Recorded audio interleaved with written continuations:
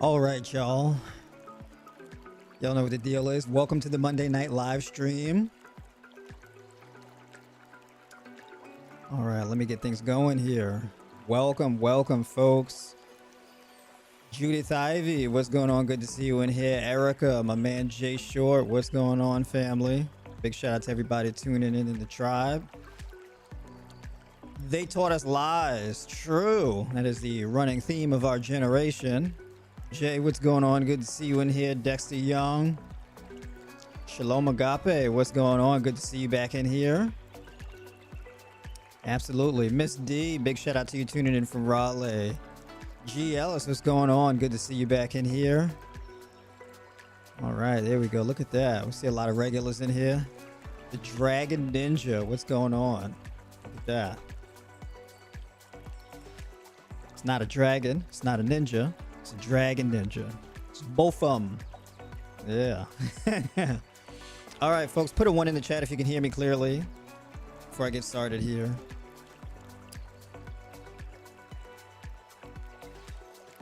All right, folks, definitely hit the like button.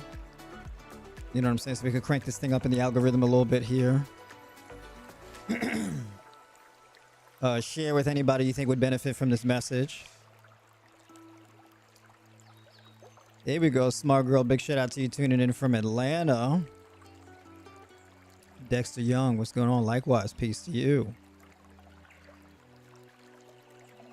There we go. Look at all the ones popping up in the chat. That's what I'm talking about. There we go. Eileen, what's going on? Big shout out to you tuning in from New Jersey. Marcus from Greensboro, what's going on? Big shout out to you. There we go. Yakira, big shout out to you tuning in from Alabama. Raymond, what's going on? Good to see you. Tuning in from the Seatown area. There we go. All right. Is my music good? It's not too loud. It's not too low. Everything's just right. Let me know if anything is a bit too loud. You want me to turn anything down before I get started?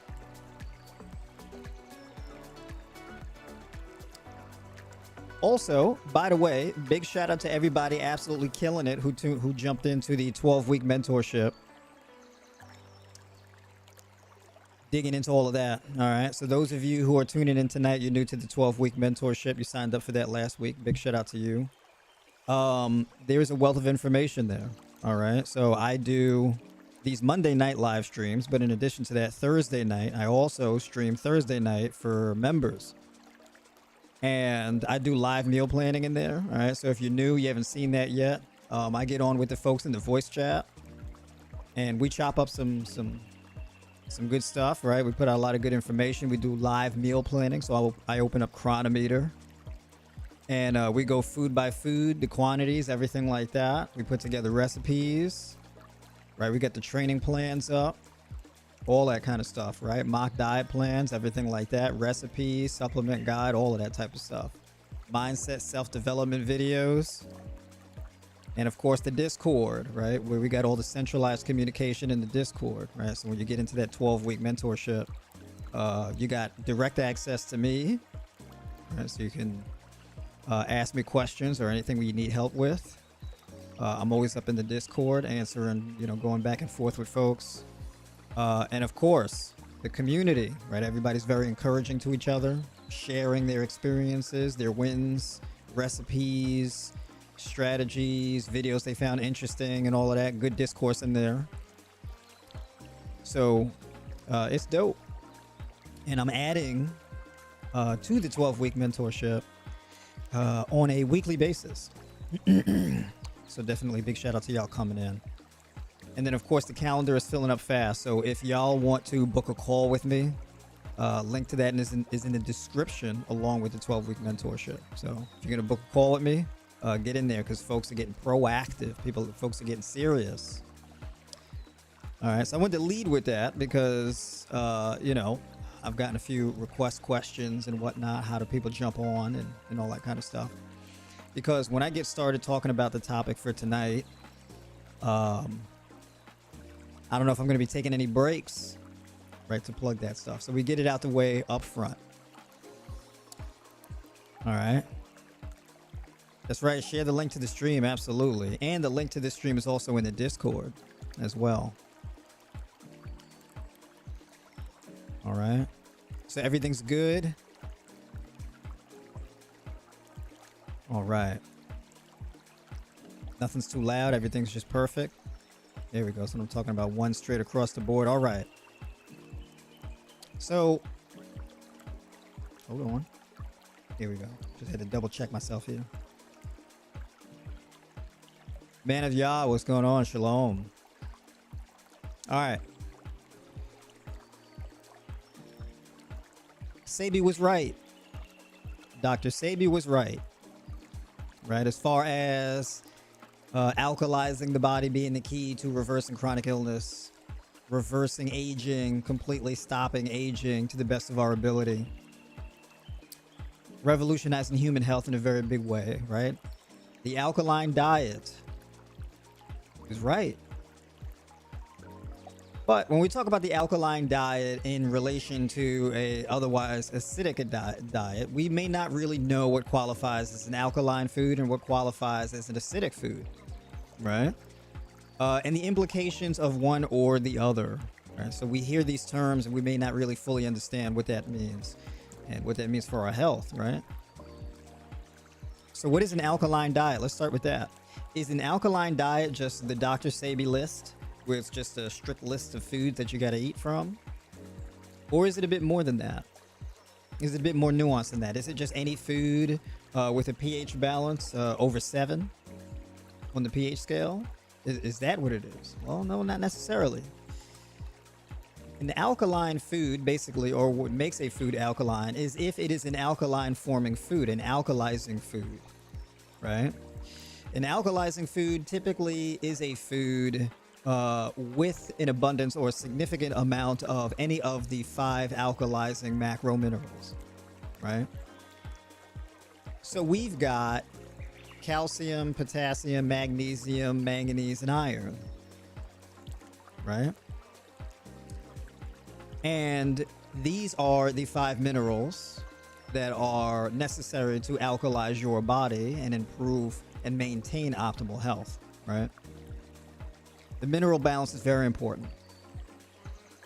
And then in addition to that, then we have things like fiber and we have water, which also help to alkalize your body. And then we have B vitamins, vitamin C, things like this, which also alkalize your body.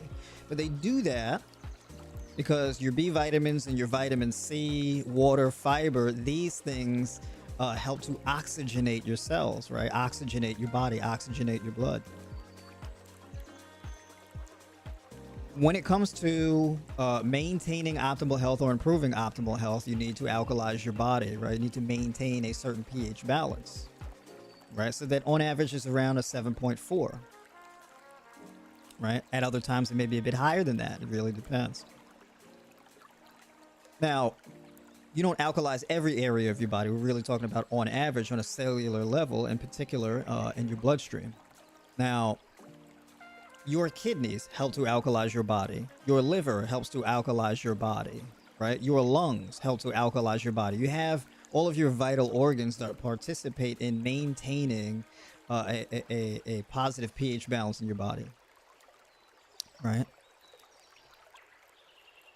But when your organs, liver, kidneys, lungs, thyroid, lymphatic system, etc., intestines, gut flora, whatever,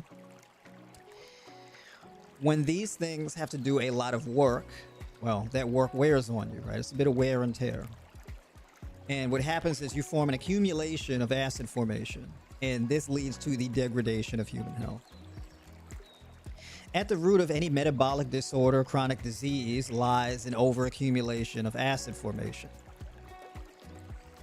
So then the next question is, well, what is this acid formation? What is that about? Now, acid is a byproduct of energy expenditure or resource expenditure, right?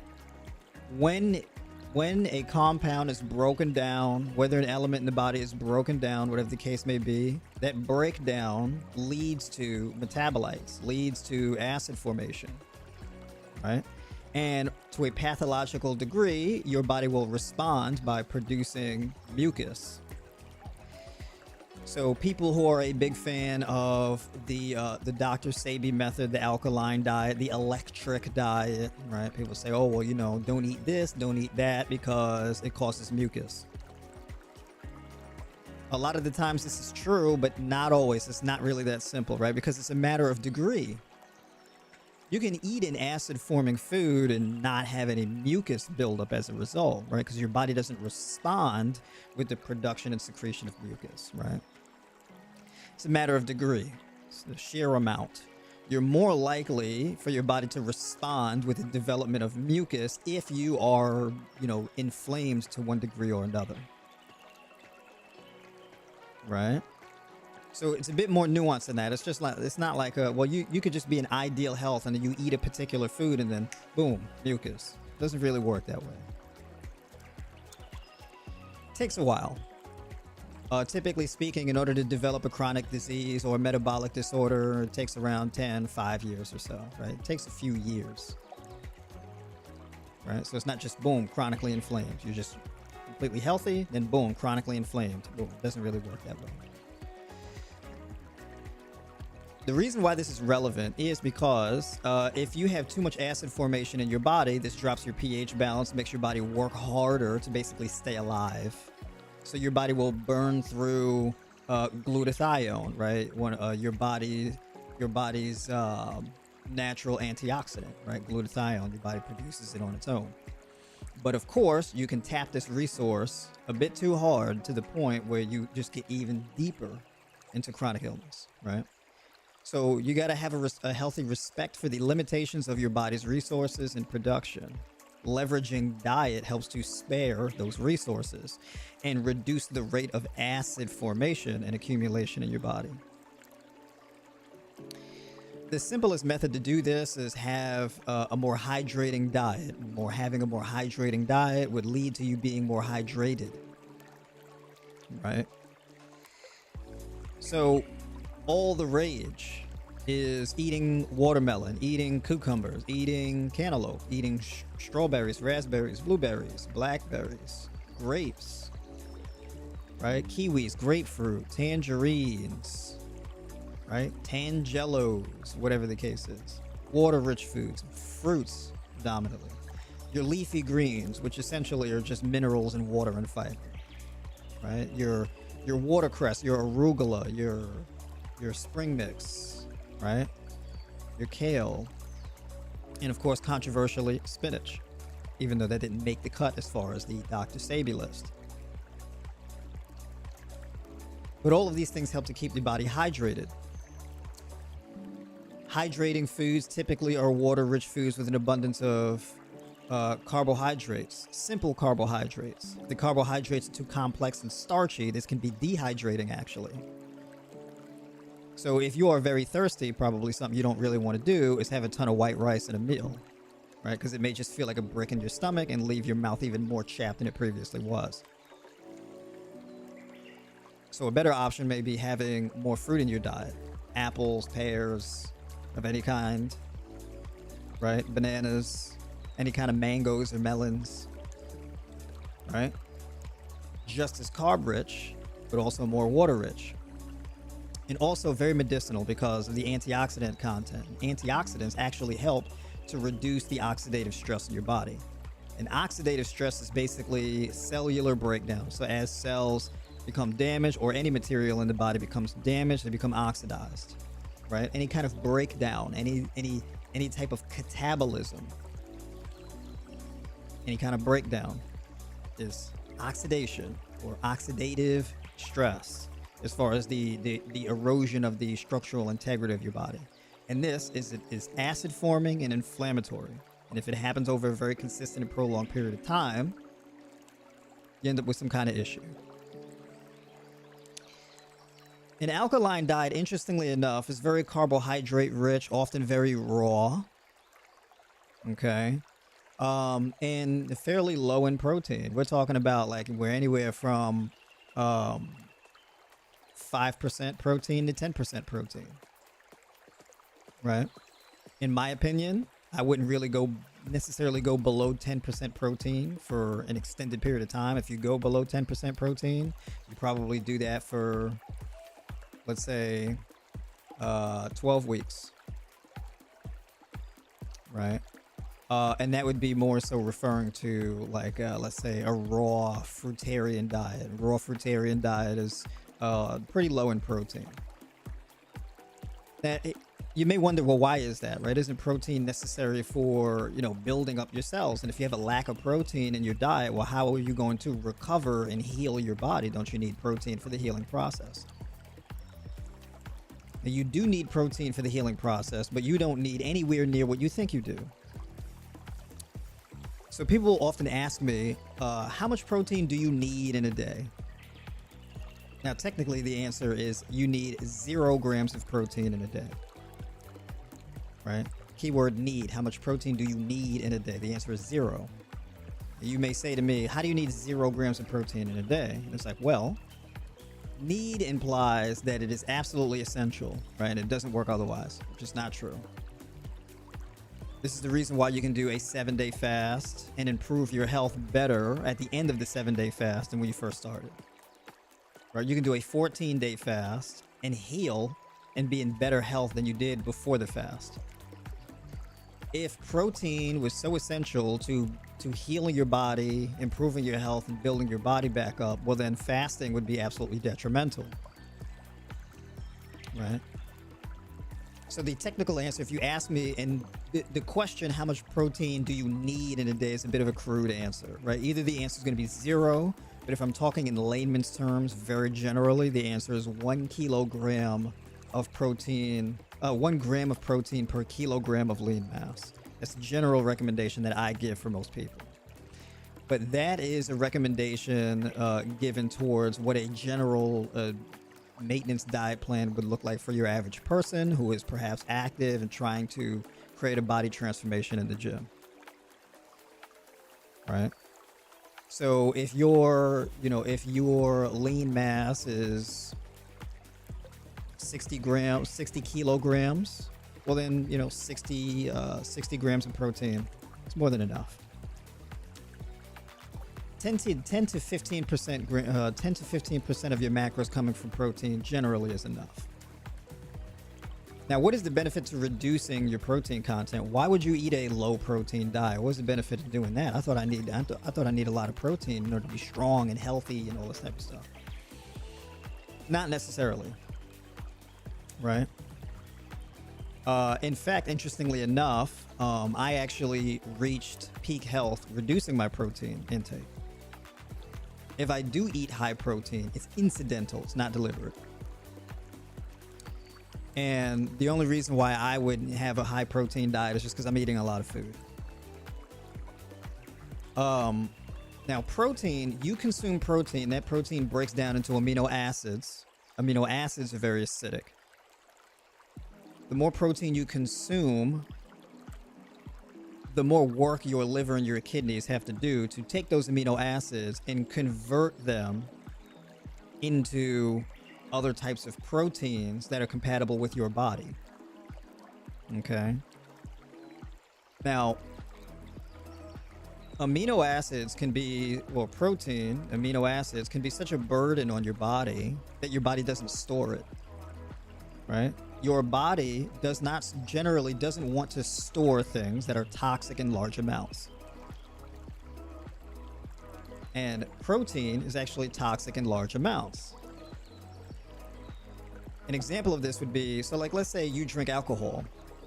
Your body does not want to store alcohol in large amounts, and alcohol is very acidic in the body. Absolutely devastating to human health.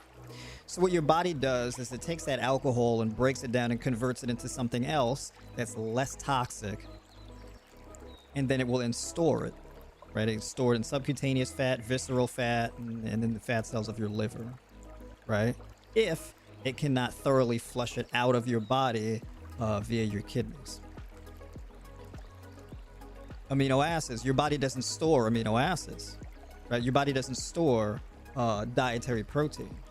So when you eat protein, your body will break down that protein into amino acids, and then take those amino acids and then ship them off to various areas of your body, and will convert those amino acids into other things, other amino acids, proteins, enzymes, It'll be used to create hormones, lipoproteins, cholesterol, whatever the case is, right? Pretty much anything in your body is made up of all kinds of proteins. And so your body will use those amino acids to create more of whatever's needed. And whatever amino acids are left over will either be converted into glucose or converted into fat, right? Gluconeogenesis or lipogenesis, etc., right? Or excreted from your body outright.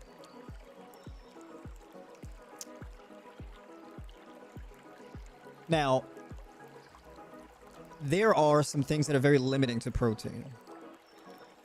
The number one limitation to protein is your body's need for protein, for amino acids in particular, right? Your body can only use but so much at a time. And let's say if you have, you don't really have that much, let's say, skeletal muscle development. Well, then you don't really need that much protein.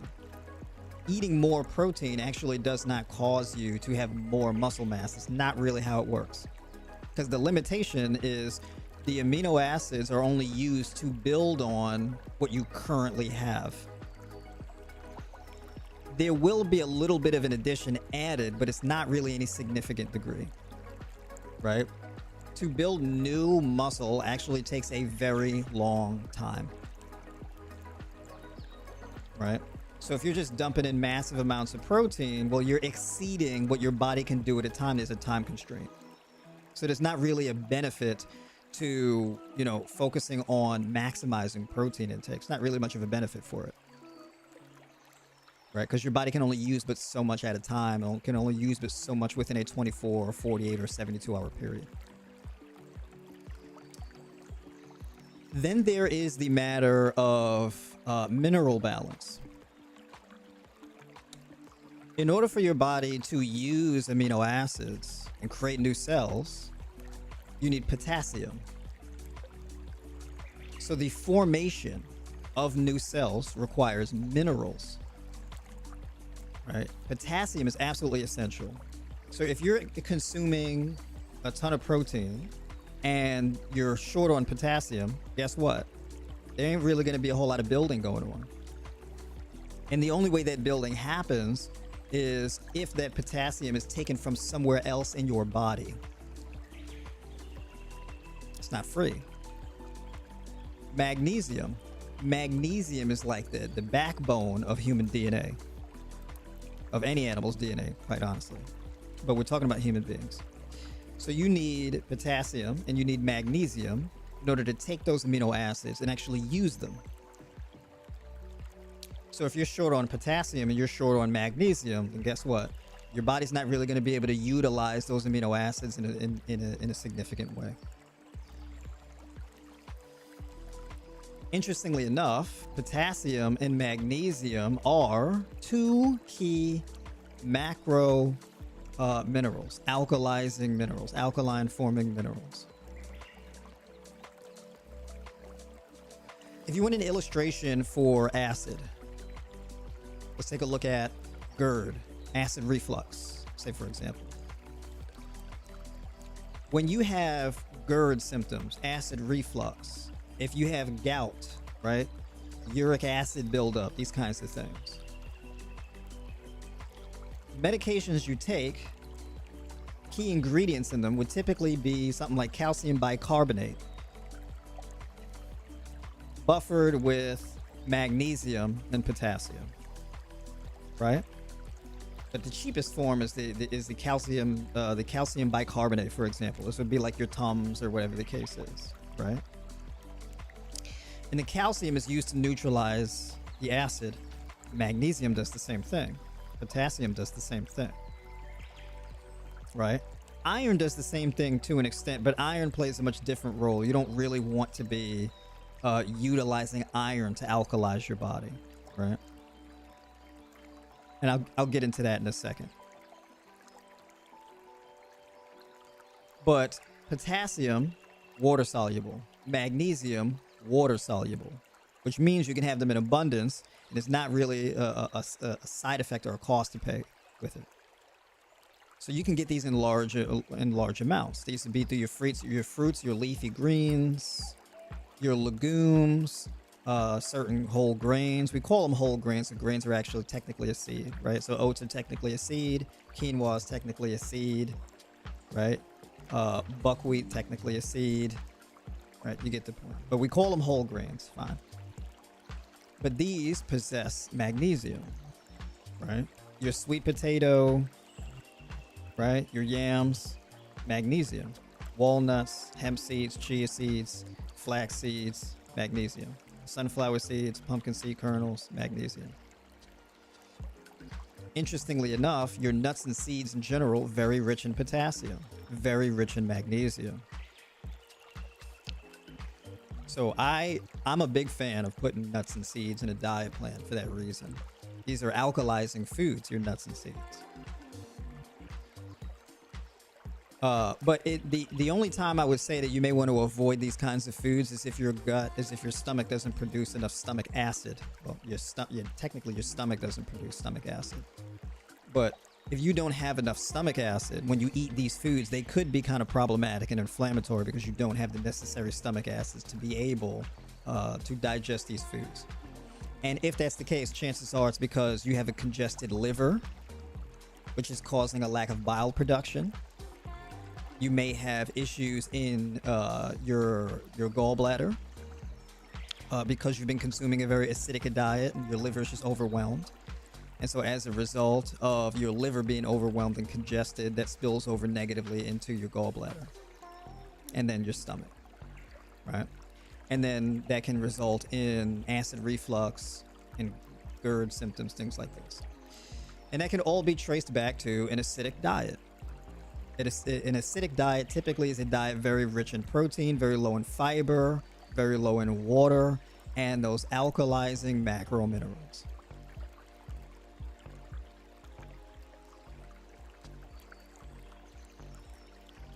So once you understand this, then you understand, oh, okay, so this is the benefit of an alkalizing diet. So what I need to do is I need to maximize more for the micronutrients in a food, not calories, not carbs, fats, and proteins necessarily. It's all about the mineral balance of a food. So when I put together a diet plan, what do I want to maximize for? Omega-3 essential fatty acids, right? Omega-6 essential fatty acids. Typically, these two things are going to be coming from polyunsaturated fat sources. So things like your avocado, your nuts, and your seeds, right? I want to maximize for the 5 alkalizing macro minerals that I just talked about. And then I want to maximize for my vitamin K. I want to maximize for my B vitamins, vitamin C, right? I also want to make sure that I'm getting a portion of my vitamin E for the day. That's a fat-soluble vitamin, and it'll accumulate over time. And then, of course, when it comes to vitamin D, we can supplement with it with vitamin D3 supplement, or we can eat vitamin D fortified foods like mushrooms that are vitamin D fortified, or plant-based milks with vitamin D added to them. So when I'm putting together a diet plan, I want to think diversity, and I want to target fiber, water, and the micronutrients that I just named. There's more than that, but those are some of the primary ones. Your B vitamins, your B1 through 9. And when it comes to like something like B12, you really don't need a whole lot of it. So if you get like 4 ounces of like a plant-based milk with B12 added to it, you're good to go. If you get like a couple servings of nutritional yeast a week, you're good to go. And interestingly enough, B12 is actually found in organic produce. So they say, oh, well, there's not B12 inside fruits or vegetables. Well, technically, no, because B12 is made by bacteria, not the actual food. So it is true that the B12 is not formed inside the food necessarily, but the B12 is made by the bacteria that is on and in the food. Right? So it's a little bit of nuance there, but it's important. It's an important thing to notice. So you can have people who, eat a raw diet and whatnot, and they're just eating fruits and vegetables and nuts and seeds and whatnot, and they're not having really any B12 supplements, and they never have any issues with low B12. Now, if all of your crops are sterilized and pesticide coated, well, then you may not really be getting much B12, right? Because your foods are sterilized and sanitized and all of the water is stripped of its minerals. Right? So, I did a stream. Was this last week or the week before last? I talked about building versus detoxing, right? Because in an alkaline diet, your diet should be alkalizing. And keyword, you don't really want your food to be necessarily alkaline, but alkalizing. So lime and lemon are technically acidic on the pH scale. It's like around a 3 or a 4, right? So these foods are very acidic, but when put into the body, they're alkaline forming. Right, so nobody's going to sit up here and tell me, hey, you should avoid lemon or lime juice, putting that on your salad because it's acidic. Right? We know that's not the case. So it's a bit more nuanced than that. So we want our food to be alkalizing. We want our food to assist our body in maintaining a healthy pH balance. Right? So for me, my methodology is typically a high raw vegan approach. It's not necessarily fully raw vegan ideologically, more high raw. So you haven't completely sworn off cooked foods. You just don't really eat that much cooked food. Most of your food is raw.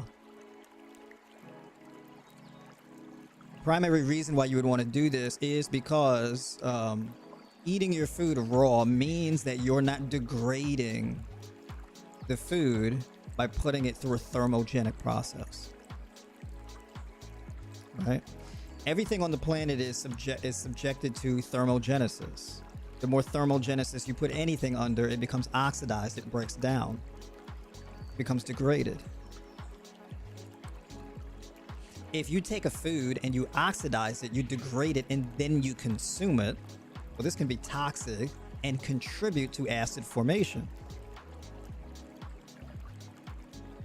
Right? Especially if you're cooking with oil. So if you're cooking every day with oil, but just understand when you're putting that oil under heat, the oil becomes oxidized, it becomes degraded, it becomes rancid and toxic to the human body. It's acid forming. Right? What does this look like over a long period of time? This looks like acid. This looks like sleep apnea. The significant degradation of blood oxygenation, the dehydration of your lungs over a very prolonged period of time, and this oxygen saturation spills over into your sleep quality and destroys your sleep quality. Right? So you might be snorting and carrying on in your sleep. Right? You become a mouth breather over time. You don't even realize you're doing it. Right? This is a lack of oxygen saturation. Your diet can actually improve your oxygen saturation. In fact, a lot of your oxygen saturation is directly correlated to what you eat. So when you have more oxygen-rich, more hydrating foods, this improves oxygen saturation. And there are studies done on this. There are studies done that when you are put on a whole food, plant-based, alkalizing diet, sleep quality improves, oxygen saturation improves, and even in men, there was the movie. What's that movie called? The movie was called Game Changers, and they had athletes and they would put them on a whole food, plant-based diet, and then monitor, nocturnal erections and things like this. And their sexual health improved, their sleep quality improved, their overall sleep quality improved, and all this type of stuff, right? And it's directly correlated to oxygenation. And as you improve your oxygenation, you reverse blood pressure, you improve your cholesterol, so your HDL comes up, your LDL goes down, right? You start to smell better. All these things change. You have better mental focus, better mental clarity, better mental health. All of this type of stuff improves straight across the board. You're able to build muscle faster. You're able to perform better. All this kind of stuff. And this is all directly correlated to food choices that alkalize your body and lead to more blood flow, more water and oxygen saturation.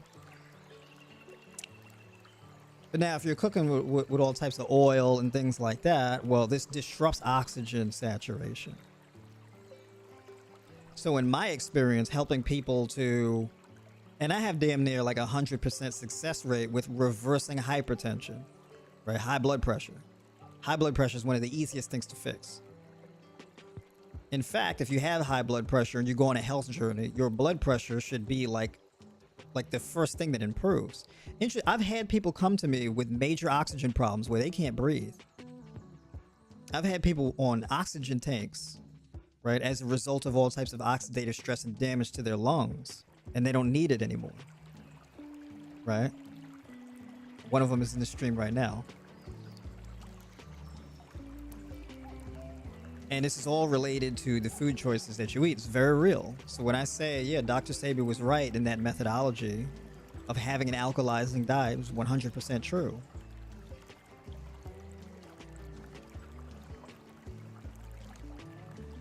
So I'm not trying to say cooking is bad, but there's only like certain things that need to be cooked. And that's typically going to be things like foods where the cell wall is too hard, it's too dense, it's too thick to be able to eat it raw, right? So like, for example, I wouldn't say, hey, eat raw rice or raw beans or raw lentils or something like that. I wouldn't say that. You should at least sprout these things, right? Which sprouting is a whole nother process, right? But when you cook these foods, the goal is to cook them enough to make them edible, right? These are foods that are worth it big time if you're willing to put in the work to be able to make them edible. And legumes, interestingly enough, and this is one of the reasons why I haven't sworn off cooked food, is because legumes, and I'm talking about beans, peas, lentils, right? Legumes are phenomenal as far as the nutrient profile. Generally speaking, most people, going back to building versus detoxing, most people can have a hybridized version where their diet is building and detoxifying. It's doing both. But the more acute your situation is, then you have to lean more on the side of detoxification, which implies a more raw diet. Your gut may not even be able to handle legumes if you need to detox, because legumes, if you eat enough of them, there could be too much acid formation because of the protein richness, right? Legumes are a starchy, high protein, high phosphorus food. And if you have a compromised gut, you may experience a lot of gas and bloating and just overall discomfort as a result of eating legumes. If this is the case with you, you need a more detoxifying diet, which means you need to err on the side of just straight fruits and vegetables, damn near fruitarian.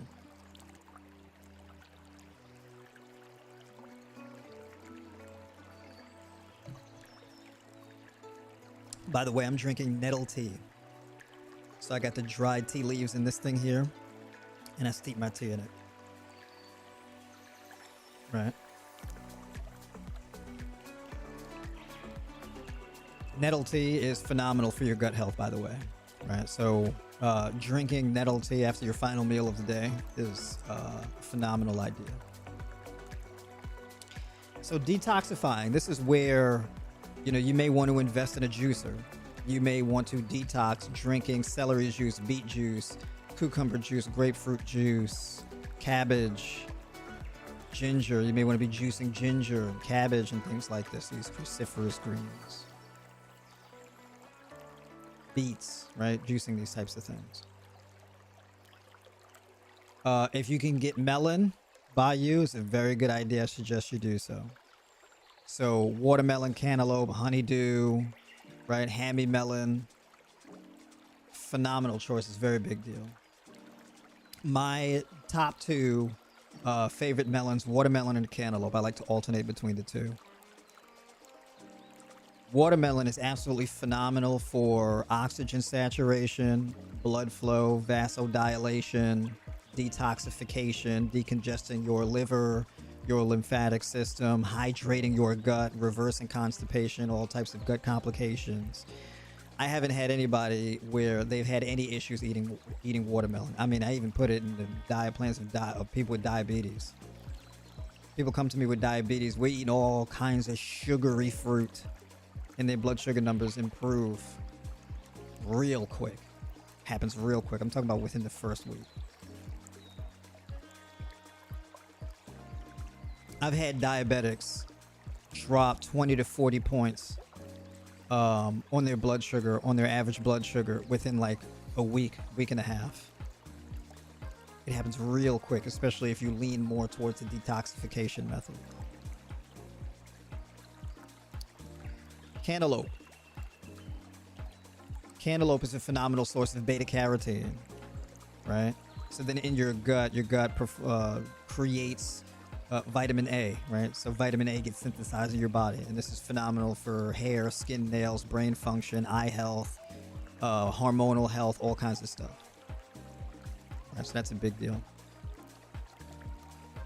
My top two picks for beta carotene and vitamin A are sweet potato and cantaloupe. Those are like my top two right there. And then I guess you got pumpkin and butternut squash.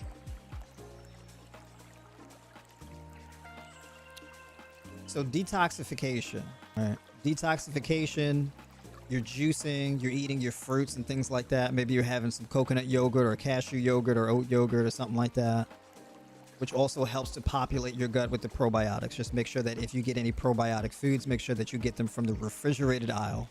If you're getting them in a jar stored at room temperature, it's no good. They don't have live cultures. All right. It's an option. You don't have to do, but it's an option on the table. You could also supplement with a probiotic, and that would work fine with a fiber-rich, detoxifying diet.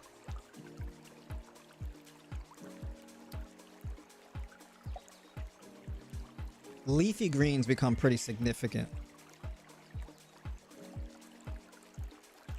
And for me personally, and one thing I used to do especially, and I did like little TikTok videos doing this, but just eating like just a head of baby bok choy, right?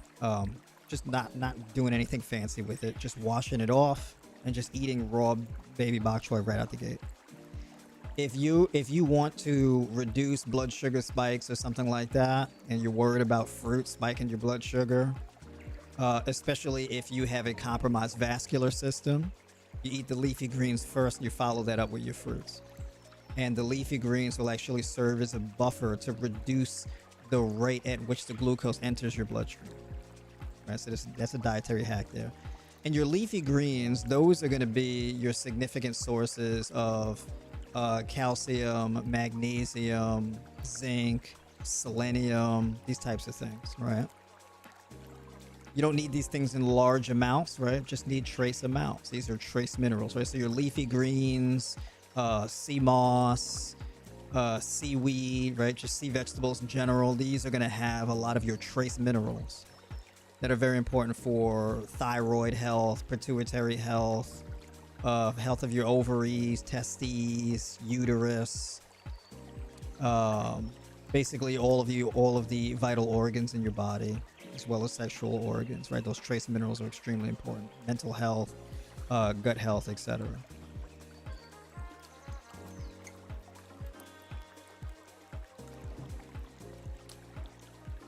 And then, of course, if it's not watermelon season by you, you really just have access to the things like grapefruit, tangerines, grapes, maybe blueberries, raspberries, strawberries, kiwis, apples, pears, peaches, plums. It's good enough. And then you can do soups. Vegetable broth seasoned with things, whether it be curry, cumin, turmeric, chili powder, black pepper. You can do Celtic salt, pink Himalayan sea salt, pink Himalayan salt, sea salt, these types of things. Right? And really season up the broth, adding in, a variety of different vegetables, whether it be different types of squash, carrots. I know that's not on the list either. Cauliflower, I know that's not on the list. Broccoli, that's not on the list. But these are alkalizing foods, right? If I had to suspect, the reason why something like spinach is not on the list is because the calcium amount is much more significant than something like kale or any of its other counterparts. calcium you don't need in significant amounts, especially if you're already having a diet that is abundant in potassium, magnesium, manganese, and iron. Right. So if you're worried about calcium buildup, if you're worried about calcium contributing to maybe the growth of a bone spur, or you're worried about calcium creating or adding to atherosclerotic plaque, or calcium adding to stone formation, kidney stones, gallstones, or whatever like that, you may say, oh, well, I don't want to eat anything that's too rich in calcium, so I'm going to avoid things like tofu or spinach or things like that that are rich in calcium. If you'd rather do that because you feel more comfortable doing that, that's fine.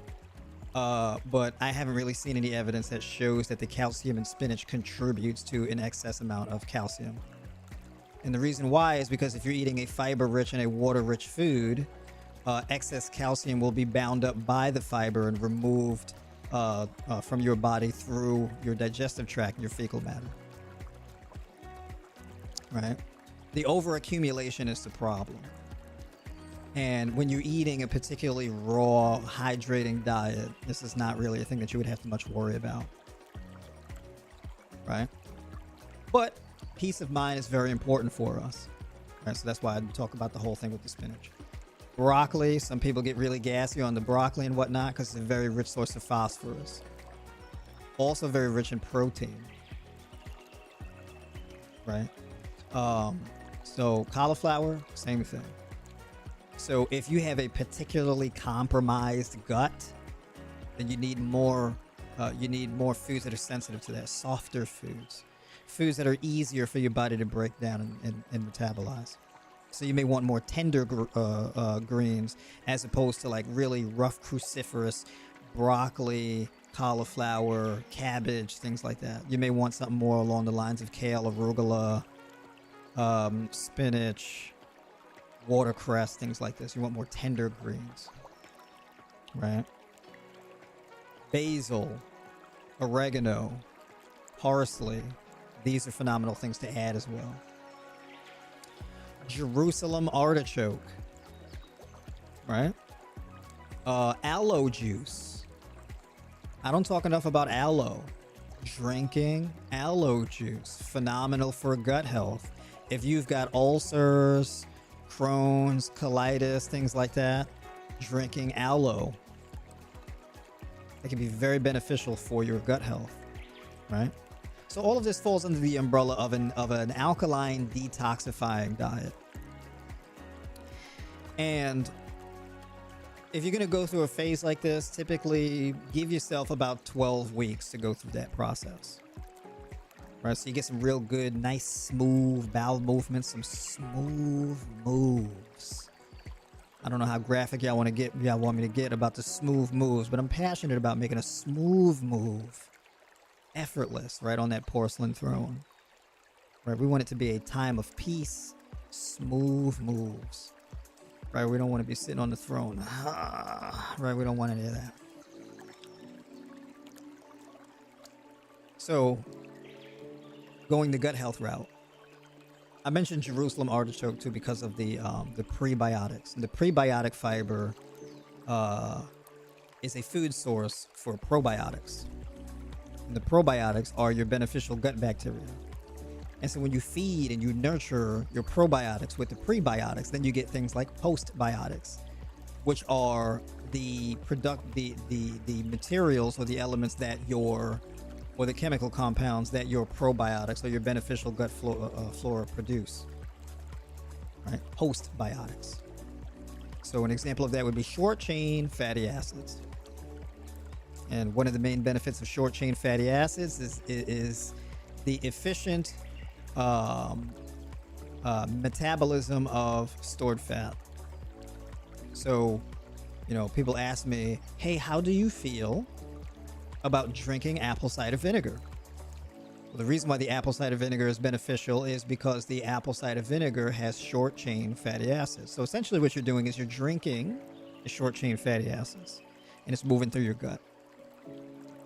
A better idea is to nurture your gut bacteria and eat things like apples with the apple pectin The apopectin is a type of prebiotic that feeds your probiotics.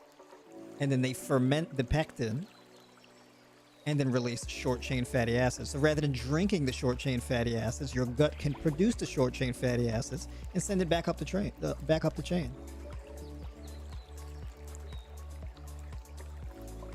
Right? So little things like this is important to know. Now, the interesting thing about an alkaline diet in particular, it's not just what it does for your gut bacteria and all that type of stuff. It's a high energy diet. You know, people refer to an alkaline diet as an electric diet. So what do people mean by electric diet? Why is it an electric diet? Electric foods.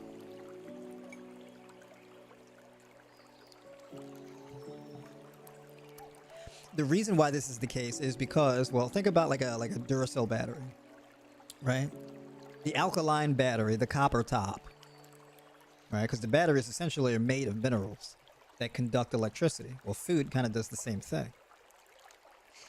The reason why a battery, it has a much shorter shelf life than, let's say, a human being. So, you know, as it's conducting energy back and forth, there's an oxidation that happens to the minerals within the battery. So there's some oxidative stress that happens on the battery, and there's acid formation and accumulation inside the body and inside the battery. And then it's out of juice and it stops working. It expires. And then you get like that film, that white, flaky residue on the bottom of the battery. That's your battery acid, which is a byproduct of the energy expenditure. When you consume an alkaline diet, essentially what happens is alkaline in, acid out, right? Or alkaline in, acid reconverted back into alkaline forming substances, right? So there's a wheel, alkaline acid, alkaline acid, alkaline acid. So you want a balance of both. It's this energy cycle back and forth, right? And it's like this open loop, right? So acid out or acid recycled back in, right? Your body does both. And so when you eat foods, essentially you're providing those new materials to the battery, so to speak, to keep the process, the energy process going. So now when you're consuming these alkaline forming substances, that guarantees you a very beneficial and positive energy balance, right? So alkaline formation is slightly outpacing acid formation, right? That's what that, it's not a 7, it's a 7.4, slightly above, you're slightly more alkaline, right? And you need that because if you're at 7, you're neutral, right? If you're below 7, well, now you're having problems, right? So you got 0 and then you got 14. That's the scale. And in the middle, you got 7. So you want to be 7.4, slightly above. You want to be slightly above on the pH balance because that slight above creates something called velocity, energy frequency. So when we talk about electricity, we're talking about frequency, right? Watts, right? Hertz. These are measures of frequency. And frequency is required for energy output because it's momentum based, right? We refer to this as frequency. We refer to this as vibration. We've got all kind of names for it, but essentially it implies some form of inertia, right? An overaccumulation of acid will leave you feeling lethargic, tired, worn out, poor sleep quality. It will lead to obesity. Obesity is essentially just an overaccumulation of acid. Your body is struggling to keep up with the process, right? So there's a hitch in your metabolic process, and that slowdown leads to the body fat accumulation. And then eventually you end up being, 50 pounds overweight, 100 pounds overweight, 150, etc. And the way you get out of that is by raising your alkalinity in your body, raising that alkaline formation. And then as you put food in, it necessarily is going to push other things out, right?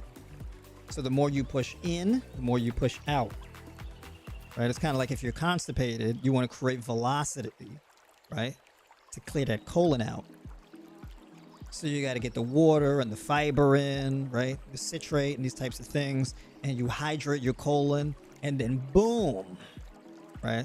So I get people who come from that Chick-fil-A diet, right? And they've been eating all kind of meat and dairy and all this type of stuff. And their bowels are dried out, right? So they just got like clay, cement just bricked up in the colon, right? And then when they get on a whole food, plant-based, alkalizing diet, then they're like, man, I went and sat on the porcelain throne like 3 times today. I was like, that's right, because you were full of, right? Full of shit. So you got to clear out. Clearing out your colon signals to your brain, ooh, we've got movement. We've got space. Because if you're congested at the bottom end of your gut, then that leads to a slowdown up top.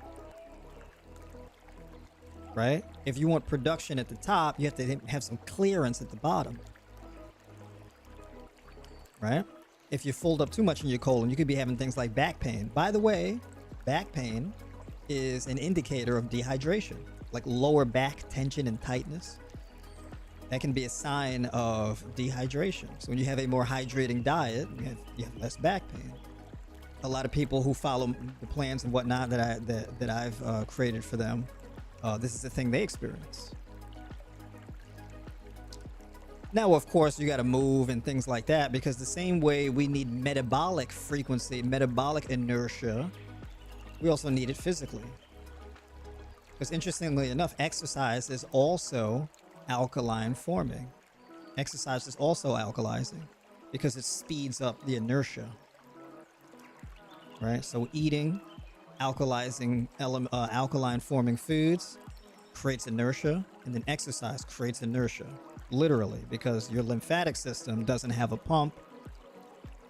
So in order to cycle your lymphatic system, you've got to rotate at the torso, you got to contract muscles, right? You got to create intervertebral pressure, and then that gets the lymphatic system going. Right? So if you're doing resistance training, yoga combined with a high raw alkalizing diet, you can actually age backwards where you get younger. Your skin clears up, you get more of a glow, you're less dry, your hair starts growing in fuller, your appetite picks up, you got more energy, you sleep better, you need less sleep. So you naturally wake up after like 6 or 7 hours of sleeping and you're just ready to go, all bright-eyed and bushy-tailed, right? Ladies, you might see some thickening in your eyebrows, right? Your eyebrows start coming back when you're eating right. A lot of phenomenal things happen when you get that initial inertia and you create that momentum, that frequency, by living an electric or alkaline lifestyle.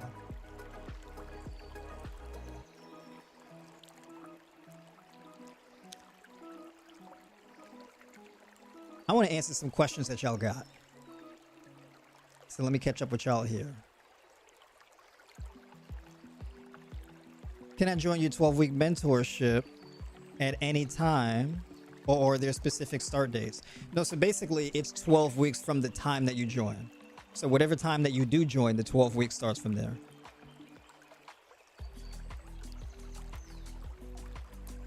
Dedicated for Life, what's going on? Good to see you in here. Miss Nicole Richey. Oh, by the way, Miss Nicole, I think we can hold on. Let me look at my. We can get on Saturday at 3:30 if that works for you. We can do 3:30. How to measure your pH? There's actually strips, and there's like strips that you can use, and you basically measure it through your urine. That's one of the ways of doing it. But there's pH strips that you can measure your pH balance with. I don't personally measure my pH. You can tell if your pH is off by how you smell, and you can tell if your pH is off by how you feel. The strip could just be used as a confirmation.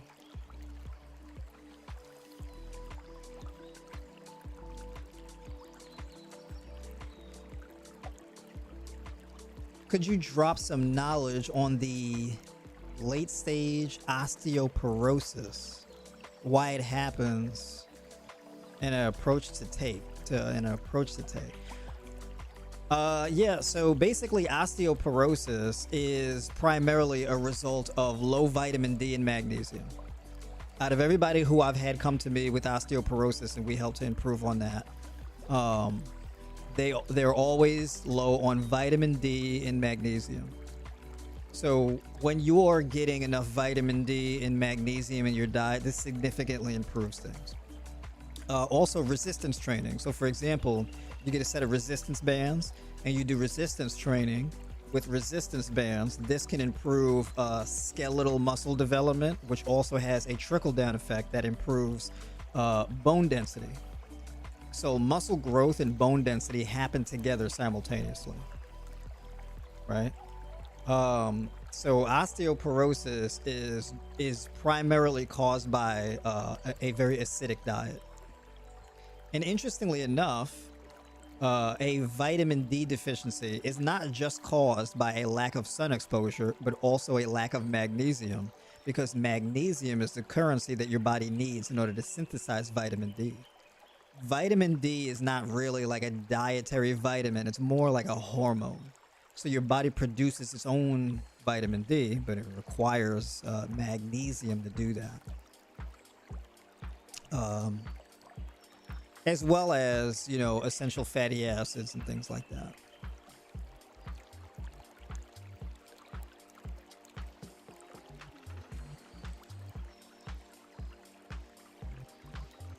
Rats, I can't get on Saturday because the next 2 weekends I'll be out of town. Oh, okay, gotcha. Well, yeah, let me know what your availability is. I may be able to get on with you Sunday and hang out.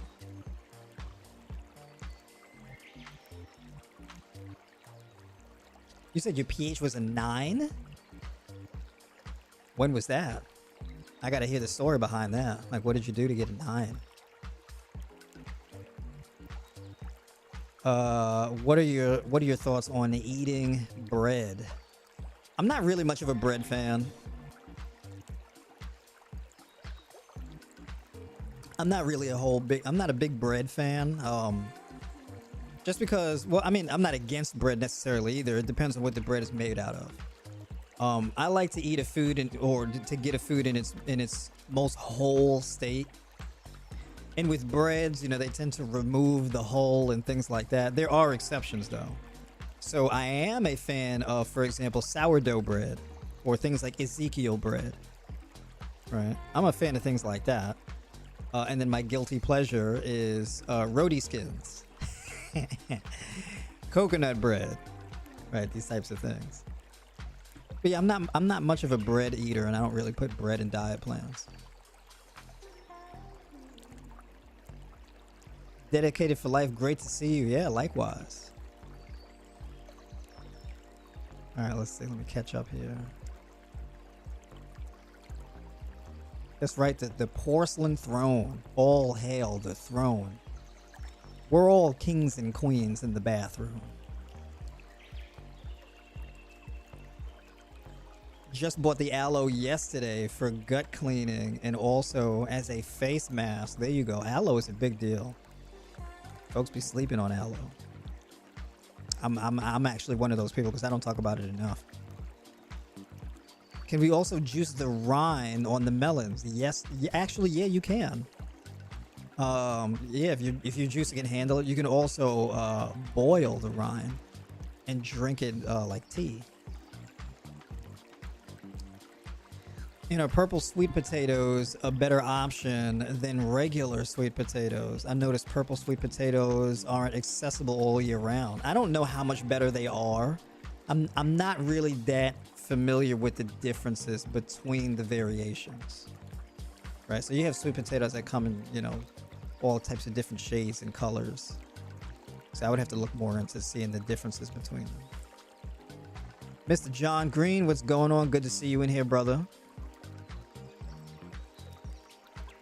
Oh, you're juicing while you're on the stream. There you go.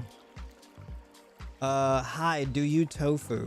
I don't eat tofu much. I do on occasion, but I used to eat tofu a lot more. I don't really do it so much anymore, though.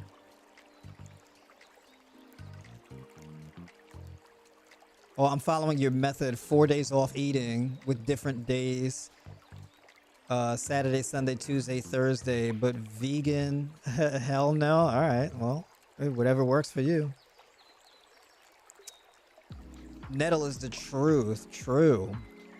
Foraged some fresh nettle from the forest and made a nettle juice with the other goods. There we go. Where you from getting, where you at? Like, where you getting nettle from? Look at that. Going out foraging. That's what I'm talking about. Where do I get my tea? Believe it or not, the nettle tea was actually sent to me by a tribe member. And she went and got me some from Guyana. Juju, what's going on? Good to see you in here. Yeah, Dr. Sabi was the GOAT. Absolutely. Big shout out to Dr. Sabi. Folks, hit the like button. Like the stream if you like the stream. That's right. D, I appreciate you for reminding me. Absolutely. Like the stream if you like the stream.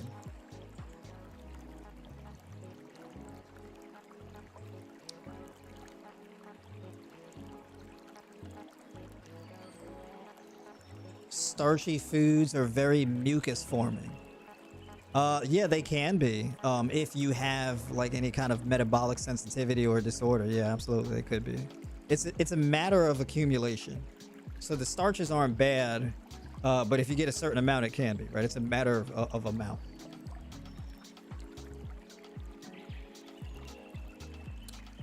Fruits tend to be a lot easier to on the gut and easier to deal with because they're not starchy. They're very water rich. It's not a lot of dry, starchy, complex carbs. You know, people praise complex carbs and they're like, oh, you know, complex carbs are better than starchy sugars. And it's like, well, not really, no. Not really. They're different. I wouldn't say I wouldn't say they're better, no. Raw vegan love, what's going on? Good to see you in here. So I need more water-rich foods. That's right. Get hydrated. Are beans better for fiber for your gut? Better than what? I wouldn't say beans are necessarily better. I mean, it's a good source of fiber, but I mean, I wouldn't say it's necessarily better. Ain't nothing like some watercress and arugula fresh from the garden. There we go. You notice you get mucus when you eat white rice. Yeah. Yeah. It's too much. It's the starches.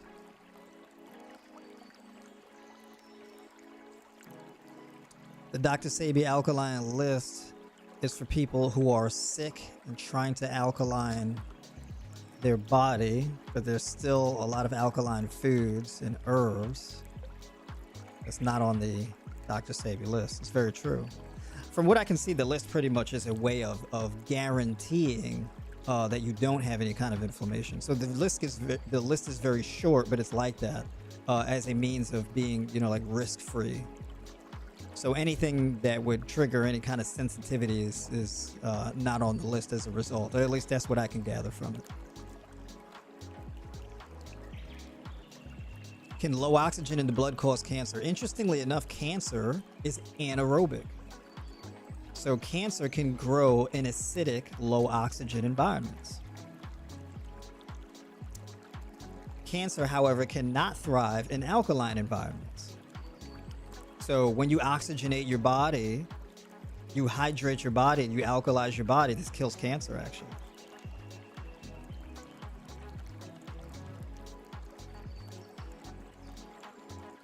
All right, I think I'm caught up. Yukon gold potatoes. Yeah, I like those too. How do I feel about potatoes? I like potatoes personally. I don't eat a whole lot of potatoes, honestly, but I do like potatoes.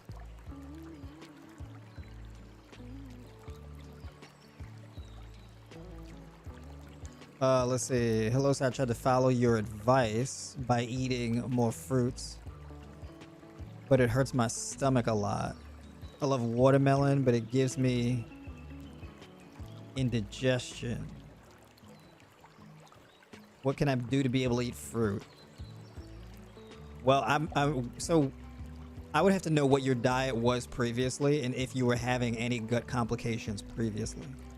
That would determine what my answer is. So yeah, that would be what my answer is. Because the thing is, if you're having an issue with digesting fruits or something like that, I would have to know if you're having like a candida issue. What else are you eating with the fruits? Like if you're just eating, you're adding more fruit to what you're already eating. What does the rest of your diet look like? Things like that. So yeah, there's some other information that I would need.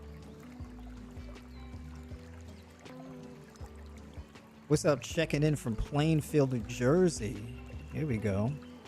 Just finished juicing ginger and lemon for my pre-workout. Great content. Appreciate you tuning in.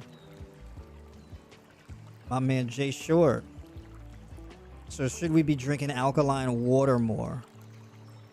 Or does the alkaline come from... I don't know how much drinking the alkaline water really matters. So if you're talking about like alkaline water from the store, like you can buy alkaline water in a bottle. What they do to make alkaline water is there's a machine that converts water into alkaline water by electrically charging it. So there's a machine that basically sends a pulse of electricity through the water, and there's this process where it splits the water acid from alkaline. So it's acid on one, the acidic or base water on one side, and the alkaline water gets pushed out the other side, and that's the water you drink. So it's a machine that does that.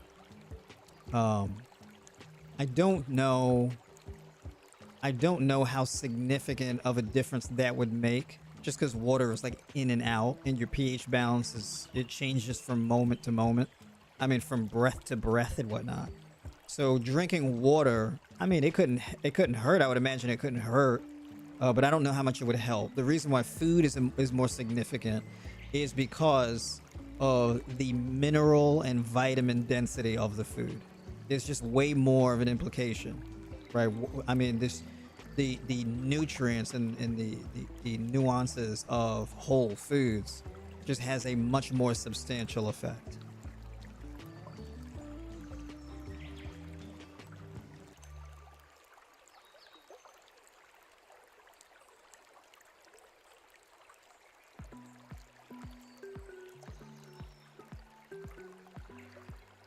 Oh, just finished the taco salad. There we go. That's right. Everybody loves the taco salad. Basically, do not challenge your digestive system in the morning. I mean, when you say challenge your digestive system, what do you mean by that? Yeah,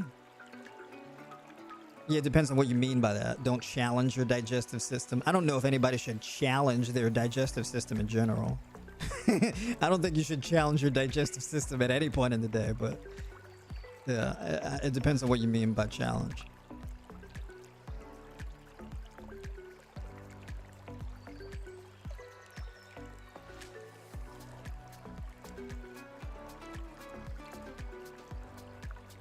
When you refer to the alkaline diet, are you referring to Dr. Sebi's list? Yes. I'm referring to the whole methodology of an alkaline diet.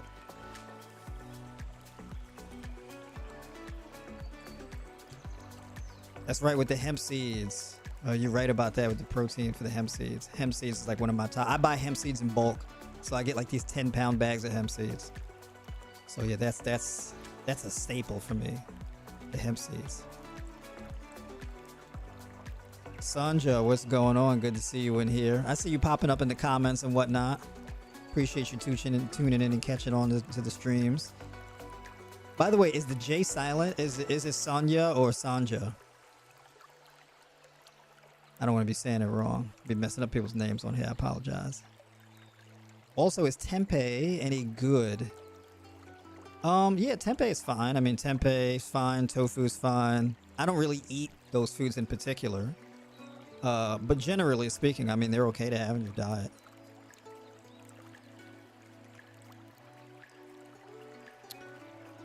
It was up 2 weeks ago when I checked on a strip. I've been paying attention. What did you do before you did it? That's what I'm kind of curious about. Like, what did you eat? What did you do beforehand? What about March 23rd or March 30th? Oh, look at that. We're going way out. I think the 23rd should work, to be quite honest. Yeah. It gives us plenty of time.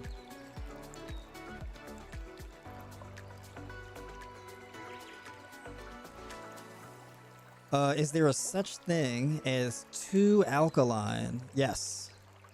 And what would that look like if someone was too alkaline? Yeah, too alkaline would look like, well, is it possible to be too alkaline? Technically, yes. I don't think you can naturally get there, though. And if you, yeah, I don't think you can naturally get there. I mean, you'd have to like drink bleach or something like that. I don't, in order to get, I don't think you can naturally over alkalize your body. I don't think that that's possible. Because if you're, in order to be like too alkaline, essentially, you would have to like, I don't know, you would have to have alkaline formation in your body skyrocket. And then like, there's no conversion. There's no metabolic conversion on the other side. Right? So it would be like an inflow or a synthesis of alkaline forming elements in your body, and there's no carryover to acid formation, or you'd have to like not exhale. I don't know what you even have to do to get there. I don't know. I don't know if that's possible. That would like break the laws of physics and chemistry. I don't know if that's possible.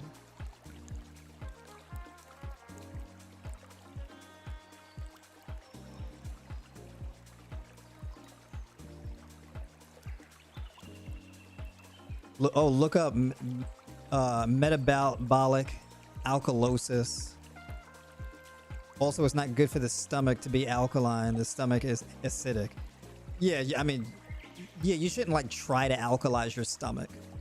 That you shouldn't try to do. As far as metabolic alkalosis, I don't know how you would achieve that.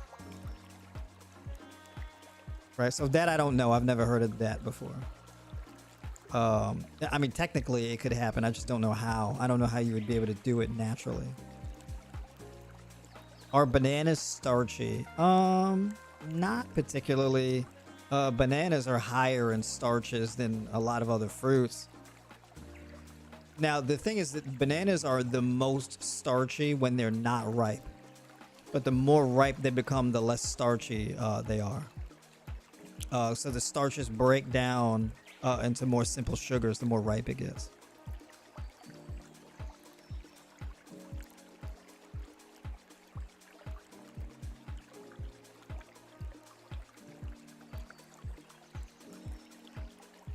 Any tips on how to prevent migraines? How to prevent migraines? Really prioritize good sleep. Stay hydrated. Mineralize your body. Don't drink alcohol. Maybe go caffeine free, so like you don't drink caffeine, especially in copious amounts, right? So like you should have like a max of like 250 milligrams per day of caffeine. That's like the max. It's the upper range. Yeah, how to prevent migraines. I mean, generally speaking, I would just say to have more of a whole food alkalizing diet, prioritize sleep quality, and deliberately prioritize stress management in your lifestyle.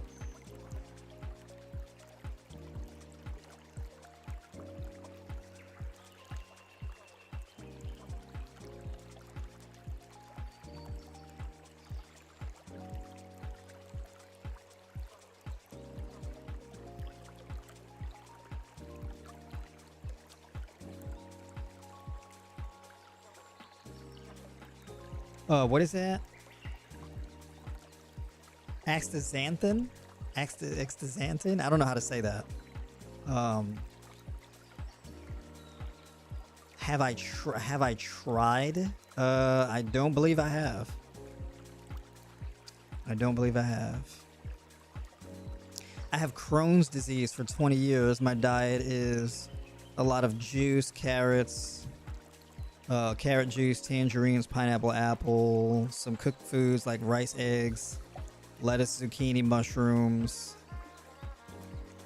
Can't eat fruits even in the morning. Interesting. Yeah, I would have to know more information about like how long you've been dealing with that issue. And if you know what your triggers are and when your last flare-up was. So there would be some things. You may have to build up your gut bacteria.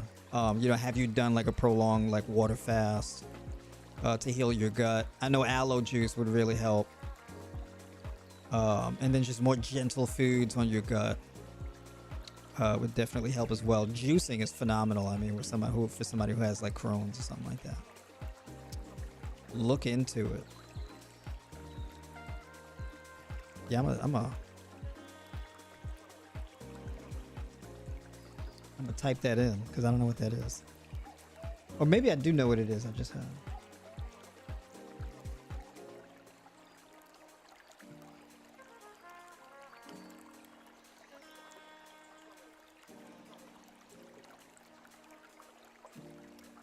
Oh, okay. It's an antioxidant.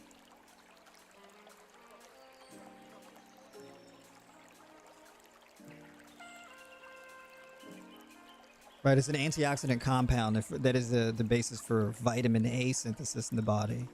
Gotcha. That red pigment. Hold on, wait a minute. I think I've heard of this before. Somebody asked me about this before, yeah.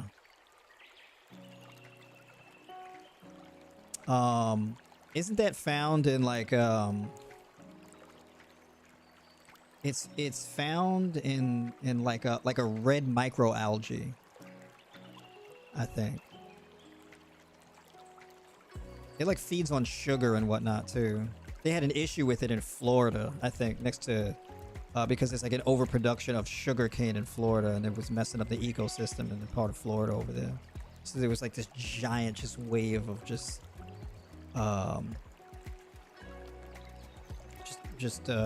red. Yeah, I don't know if that's what that was, but I vaguely recall the story.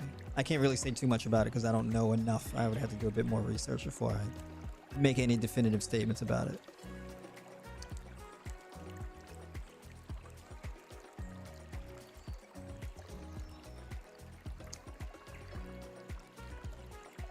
Let's see. Is all meat and poultry bad? Is it bad? I wouldn't say it's bad. I wouldn't say that. So I'm not gonna make like strong statements about like eating meat, right? I want to give like a more sophisticated view of it than that. It's not really that beneficial to the human diet. That's what I would say. So it's not bad, you know.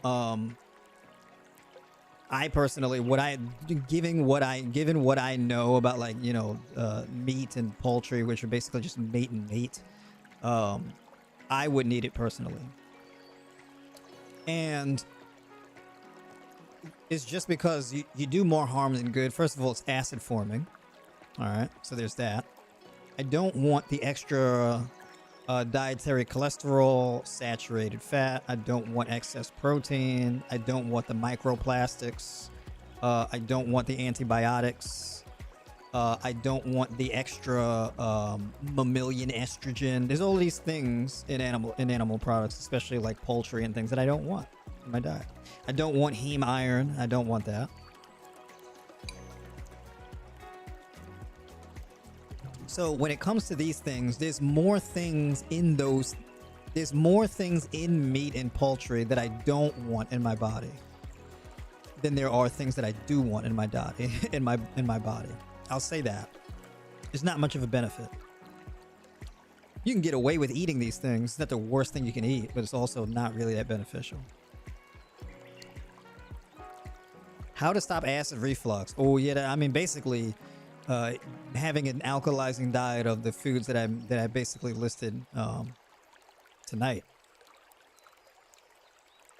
But in particular, if you reduce your dietary fats to about 15 to 20% of your macros, having your fats coming from polyunsaturated sources, having your diet that is mostly carbohydrates with a moderate amount of protein being 10 to 15% of your macros.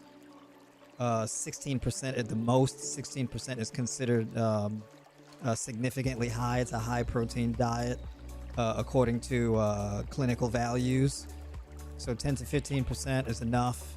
Dietary fats 15 to 20%, which should mostly be polyunsaturated fats with an even split between omega-3 and omega-6. Yeah, then there is things that you can do if you have acid reflux or whatever the case is. If you want to make it stop, you can supplement with things like magnesium glycinate or magnesium malate. But you should get, if you're going to supplement with magnesium, you should get a chelated form. So that can be magnesium malate, magnesium taurate, magnesium threonate, magnesium glycinate, these kinds of things. Do not get magnesium oxide. And if you're not trying to alleviate constipation, do not get magnesium citrate. Magnesium citrate essentially is basically, it's like a laxative. All right. It will hydrate your colon and cause you, and it will loosen up your bowels. All right. So it's a bit of a different thing. We're talking about acid reflux. That's the thing that we have more so closer to the C and T spine, as opposed to the L.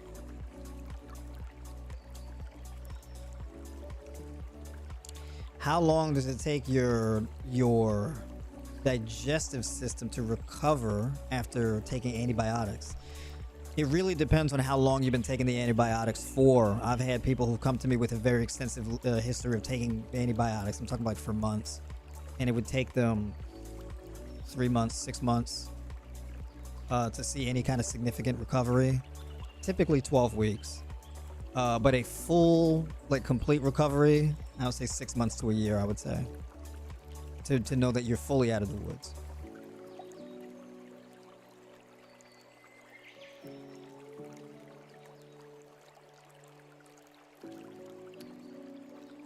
Is corn bad on an alkaline diet? I'm not really that much of a fan of corn, but I don't think corn necessarily is that harmful. I mean, corn essentially is, if anything, it's a significant source of fiber.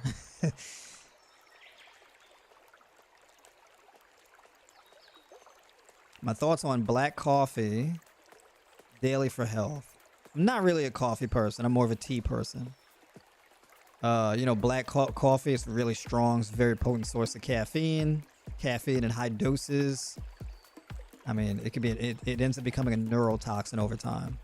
So, not really that much of a fan of it. So it's loaded with polyphenols. That is true, but you can say the same thing for herbs and spices and teas and things like that.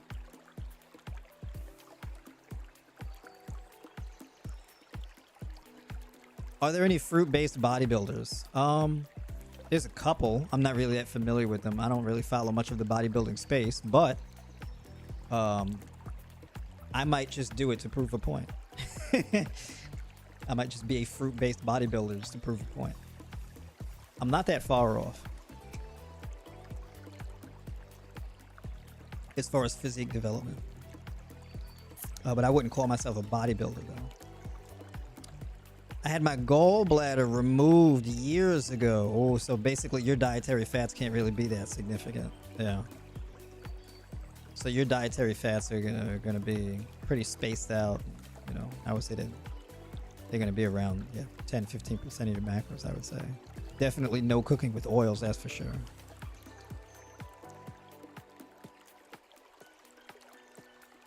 Let's see. Since my gut health has been terrible, you know, eating apples would actually be very beneficial for you. I would definitely put apples in your diet. You know, fruits would be very beneficial for your diet, having more so of a high carb diet. Yeah, high carb, whole food, you know, diet. I think things like sweet potato, legumes like lentils, different types of beans, things like that. Oats. I think oats would be very good for you. Buckwheat, things like that. Yeah. Healthy breads. I think the two I mentioned earlier was sourdough bread and Ezekiel bread.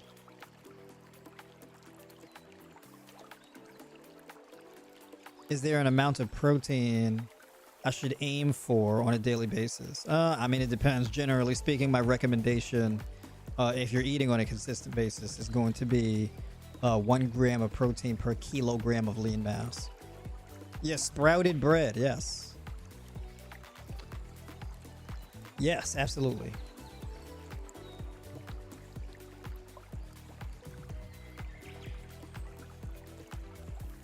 Would I just need to be in a caloric surplus and diversity to build muscle with strictly fruits? Yeah, I mean, you're going to have to eat a lot of food volume to get there. Your food volume is going to have to be pretty significant. I'll tell you like this. If you're going to be like a fruit-based bodybuilder, I mean, you're going to be getting like 700 grams of carbohydrates a day.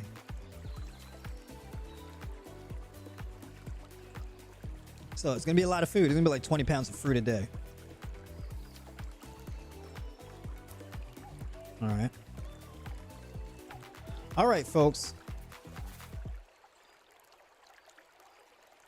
Oh, you said you bought buckwheat?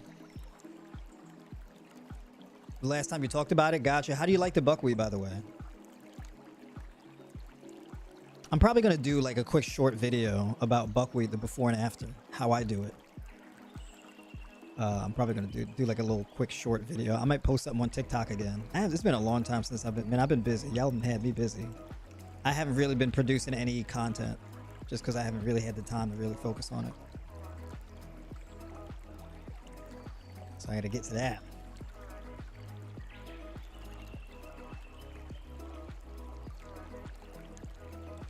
What should someone be doing if they've had a knee replacement to heal? Improving ankle mobility and hip mobility. So definitely dynamic mobility exercises and things like that.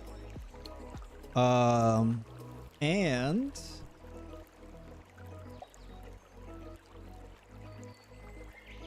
oh yeah, you and I think we got a call on Friday. So we're going to go over training strategies and things like that on Friday. So we're going to talk about that. We got to talk about the ankle. We got to talk about the knee. We got to talk about these different types of things here. But yeah, mobility, that's the key. Cured myself of Crohn's. Doing juices, high raw. Yeah, there you go. That's about right. And the probiotic, true.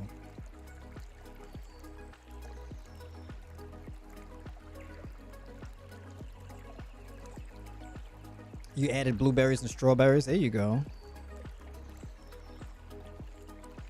What am I having for dinner tonight? Well, I didn't know. I didn't really necessarily have a dinner today. Today was a fully raw day, so I just had my overnight oat pudding. I had a fruit bowl, and I had my cashews and whatnot. I didn't really do a whole lot of conventional eating today.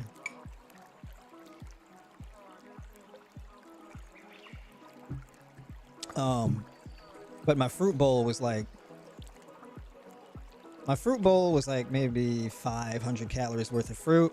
My breakfast, my overnight pudding, my overnight oat pudding, that was about 1,000 calories in that bowl, and then my cashews, that was about 700 calories worth of cashews. So I didn't exactly undereat today either.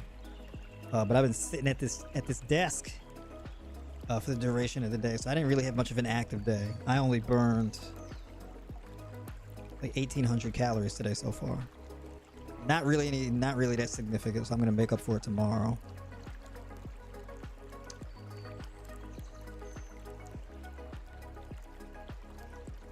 Our diet plans, like the Alkaline diet we're discussing tonight, also a part of the 12-week mentorship. Yes.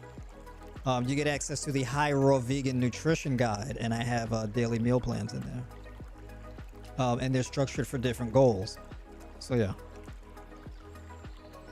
And that teacup is no joke. True.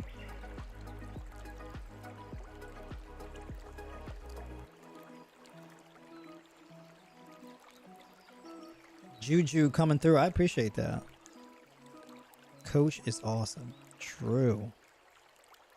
Time to rest. That's right, because it's going on 10 o'clock. We getting up to my bedtime, y'all. All right. Well, you know what? Let me get to bed, y'all. I appreciate everybody tuning into the Monday Night Live stream. If you want to join the 12-week mentorship or book a call with me, links will be in the description for that. And with members, I'll be back on with members for the Thursday night stream at 8 p.m. Eastern. And for the folks of you on YouTube, I'll be back on next week, Monday night, 8 p.m. Eastern.